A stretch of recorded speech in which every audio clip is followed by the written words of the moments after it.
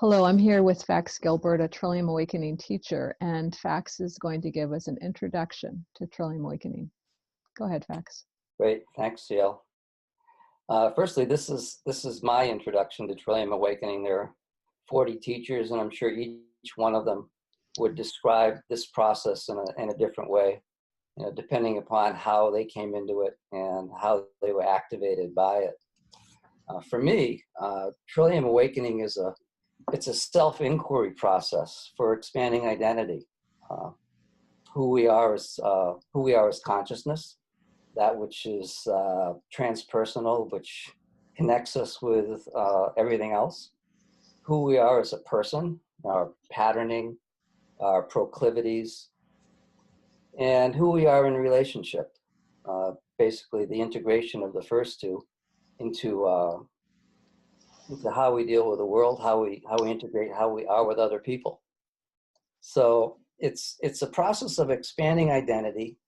It's a self-inquiry process, and it's named after a flower, a trillium flower, which is the first wildflower that comes up in the spring, and it's three-petaled, which represents or symbolizes those three aspects of how we expand our identity: the aspect of awareness, consciousness, that impersonal connection with everything; the aspect of who we are as a person, our identity, our memory, our experiences, the sum total of all our experiences that resides in the word I, and the experience of being in relationship, how these other identities impact being in the world. Now, Trillium Awakening actually had its origins with a man named Samuel Bonder, who 25 years ago had some seminal realizations about spiritual development.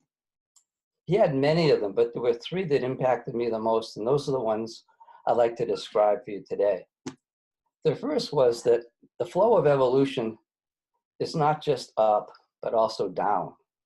Most spiritual traditions and self-development programs have as their basis a way of finding a foundation to life in the world, of moving into the experience of something which is greater than just the limits that we find ourselves.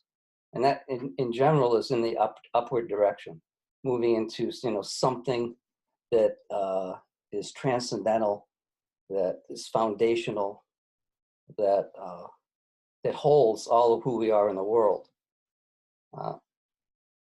Also, it's a movement into the world. It's an integration of that identity into all the other things that we identify with. So the movement of the flow of evolution is not just up, but it's also down. It's not just up and into dissociation, but it's down into incarnation. It's who we are as consciousness living itself as who we are, in and as us. The second aspect of Samuel's teaching is what I call the core condition, or the core paradox. And this is a fundamental existential feeling at the basis of who we are that gives the experience of somewhat of limitation. It gives the experience of not enough, gives the experience of wanting more. What I mean by that is that we can be self-actualized in a lot of different ways. But success in the world doesn't necessarily bring with it fulfillment. In other words, the more you have, there's always something more out there that you could have. There's always bouncing up against limitations.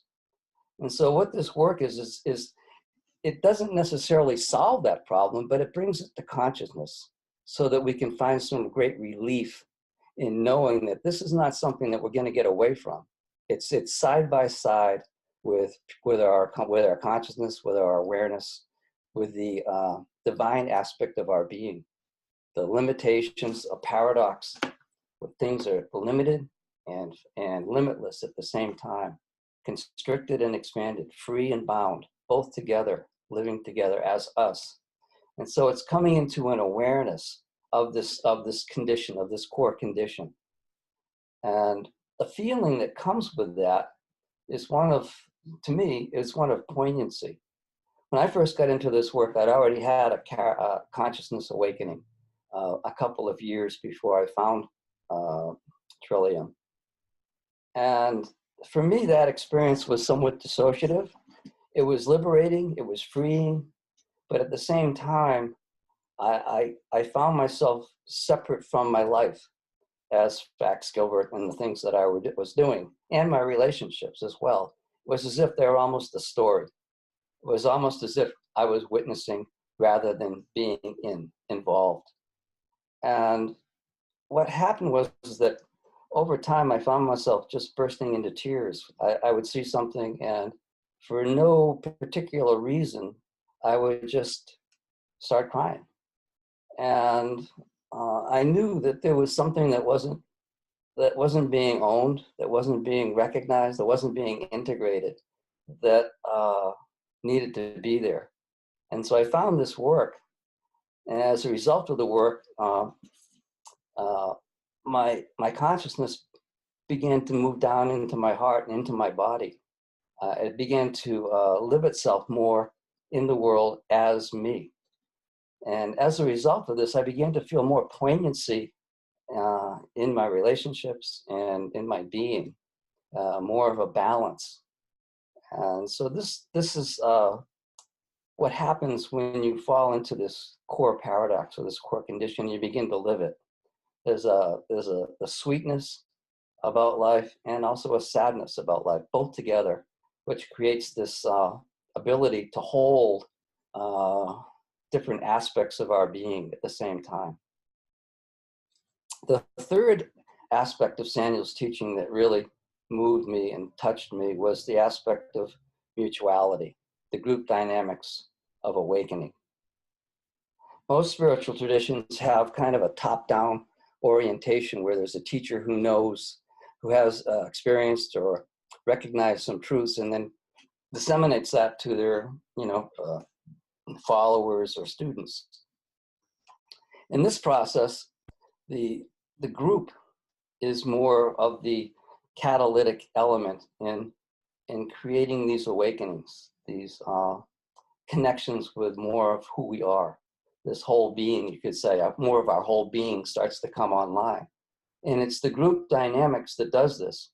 And the context for those group dynamics were created by what we call mutuality. Now, when you hear the word mutuality, most people think it's getting along or agreeing, or there's some belief system that people collectively agree on. But mutuality isn't any of that. Mutuality is a way to have relationships which favor authentic speaking, which favor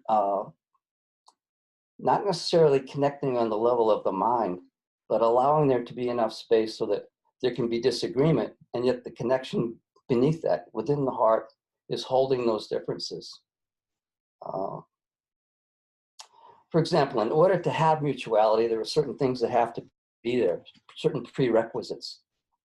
The first is that you need to have respect. Has to be a certain amount of respect for the other person. The second is there has to be the awareness that all of the things that you believe, or your opinions, or your points of reference, or your points of view, aren't 100% right all the time, or perhaps any of the time. There's always different points of reference there. And knowing that, it creates a little bit of space for there to be communication and listening and clarifying and holding. Another aspect of mutuality is being able to put yourself in the other person's shoes, and to actually feel into what they're trying to say. And finally, you need to have a bit of a grasp on your reactivity. Have to have a little bit of an understanding of what your trigger points are. What are those things that kind of overshadow you in the moment that prevent communication and holding and all the things I just talked about. And that's what part of this work is about in groups, is discovering, those aspects of us that are unborn, unmanifest, that are transpersonal, the discovering those aspects of who we are that are trigger points, that are patterns of relationship, of discovering those aspects of who we are in relationship. And it's done together. It's done through mutuality. It's done in small groups. It's done with sessions with teachers. So that's fundamentally those three aspects of Samuel's teaching that activated or catalyzed awakenings in me, that brought that awareness of consciousness, that brought that awareness of that which is living me down into my body and into my heart. Now, how does this work? There are basically three aspects to it. It's not really a practice. There's no practices in this work, but this is something that we do when we get together in small groups, large groups, individually with teachers. It's called gazing. Gazing is where you just meet each other's eyes for half a minute or a minute. And in that process, it activates a connection, a personal connection, and also an impersonal connection. And there's an element of transmission involved with gazing, that if you've clarified, a certain aspect of your identity, and that's clear to you, and you own that, and you're confident in it, that's transmitted through the gaze. There's kind of a resonance between you and the students and the people around you. And so we use gazing as a way to connect us with our hearts as well. The second aspect is sharing. And as I said, we share in small groups. And when I say sharing, it just means that the question we usually ask is, what's up for you? And sharing doesn't have to be, anything concerning spiritual experiences or lack of spiritual experiences. It can be about finances, health. It could be about relationships. Whatever seems to be there inside of you that, feels to be spoken. And so this is not something that, we prepare. It's spontaneous. It's in the moment.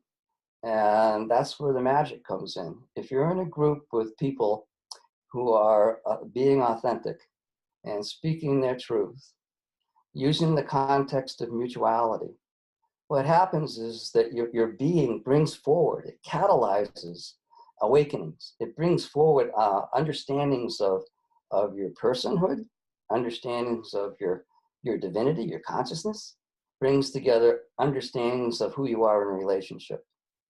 So it's kind of a magical thing. I've been in theater and done improvisation for many years. Done it for a living, and this is somewhat improvisational. It's in the moment, and there's no one person that you're trying to resonate with. It just all comes forward in its own natural way. As teachers, we're more facilitators in a sense than we are teachers. I mean, there's a foundation of Dharma in teaching, but it's the context that allows for that teachings to come alive. And that's done in groups. And we've been doing it for over 20 years. So there's a safety involved in it, a process where people feel safe. And as they relax and as they feel more comfortable, then understandings precipitate out of that. Now, the other aspect is, as I said, is mutuality that provides the context for all of this sharing. And to me, one way of looking at it is that this work develops character. I teach character in schools. I do assembly programs, and the whole school comes in, and what I do is to inspire them in the understanding of what each school's character programs are. By character, I mean the disposition toward respect and responsibility and fairness and caring, and all of these qualities that people talk about and try to evoke from the outside in. What I found is that this is a process that evokes character from the inside out. It's character, basically, I define it as the disposition to move into something that's not quite comfortable. It's uncomfortable. And so this process is becoming aware of at any given time how you're feeling. It's connecting you with your feelings. And and basically, character is embodied consciousness. It's the awareness that registers what's going on. Character is what you do with it. And so by learning mutuality, and this is a learned thing, you learn how to be in groups and how to speak to generate this magic. And what happens is that the disposition grows to moving into problems rather than away from them, so to speak. A lot of spiritual groups, in their desire to get to that that connection with all there is, can bypass, the other aspects of our life, the other aspects of our being, our feelings, our relationships, and so on. This is a program that integrates all three into one seamless wholeness of being. Now, who are we? I mean, what is Trillium Awakening? We're a group of teachers. We're an association. We've been together for over 20 years. You could say that Samuel was inspired to create this knowledge, and the Trillium Awakening, the teachers created the delivery system to bring it out and to teach it and to enliven it and to awaken the students. Trillium Awakening is a democratic organization. You could say that there's an existential wholeness or oneness, but there's also a hierarchy of a division of talent, of how we get things done. So both of those are included. It's got an ethics policy. It's been around for 10, 15 years. Teachers agreed to act in a certain way with their students, which is student-centric. Each student moves at a different pace, has awakenings in their own way, in their own time. And as teachers, we agree to always put our students first. And this is something that we feel proud about.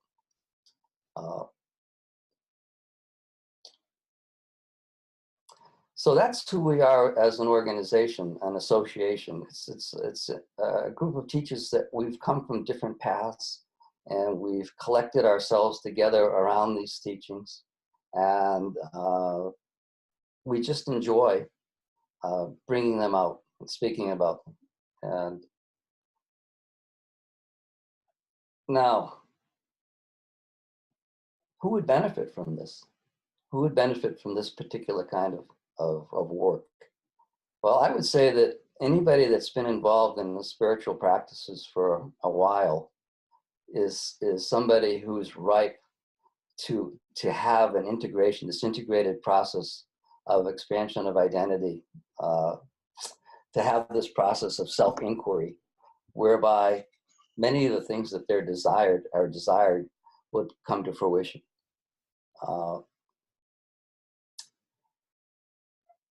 I would say any person that's had a kind of a top-down situation where they've been focused on just one teacher and one way of doing things and one particular order of how things should be experienced and awakened might find this a breath of fresh air, where we have a whole group of people, different orientation. I would also say that people who have had non-dual awakenings, which is what I had before I got involved in this work, and like myself, feel that perhaps there's something more to be experienced to connect you with the other aspects of your being, your personhood and your relationships, that this would be ideal if you're in that situation as well. What to do? This work is self-generated.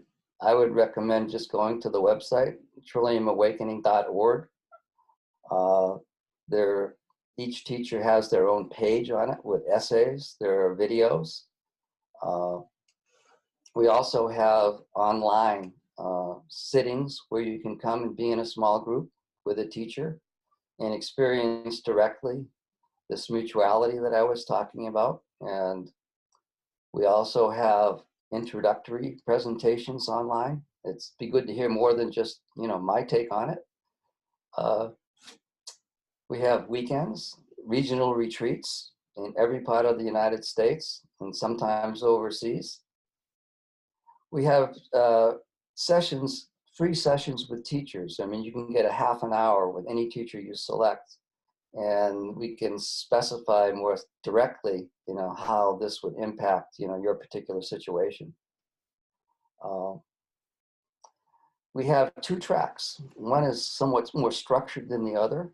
In other words, there's a certain sequence to what we would like you to go through. And then there's an unstructured track where you as the student would just pick and choose what you'd like to take advantage of and move at your own pace. So there's all of that. There are also books. I think I pretty much got it all. It starts with checking out the website, and I'm available, Fax Gilbert, to answer any questions that you might have about my particular take on this, as are every other of the 40 teachers. We also have a mentor program. In order to become a Trillium Awakening teacher, it takes about 5-7 years of training to be able to transmit, the essence of this knowledge, and to be able to understand it enough to speak it and to relate it to each student's experience. So that's something that we just jump into. It takes a certain disposition to become a teacher, and we meet on a monthly basis in small groups as teachers to refine our skills. We also get together once a year in a retreat, a 5-day retreat, to refine our skills and to best see what we can do collectively to strengthen this teaching and bring it more forcefully into the world. So that's my 20-minute take on Trillium Awakening. I hope that some of it connected with you.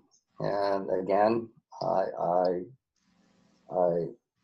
feel that any other teacher could also, you would have value in hearing it from another teacher as well. So thank you very much. Thank you, Fax. Thanks. I very much enjoyed listening to you. Yes.